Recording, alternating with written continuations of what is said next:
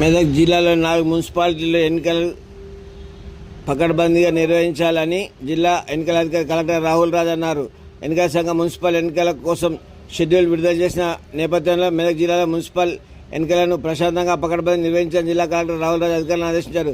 కలెక్టరేట్లోని mini సమావేశమైన మంగళవారం మధ్యాహ్నం మున్సిపల్ ఎన్నికల అధికారులతో సమావేశం నిర్వహించారు.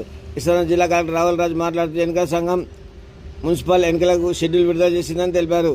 28/1/2026 నామినేషన్ల స్వీకరణ నుండి 30/1/2026 చివరి తేదీగా నామినేషన్ల పరిశీలన 31/1/2026 నామినేషన్లపై అభ్యంతరాలు 1/2/2026 అభ్యంతరాలపై పరిష్కారం 2/2/2026 నామినేషన్ల ఉపసంహరణ గడువు తేదీ 3/2/2026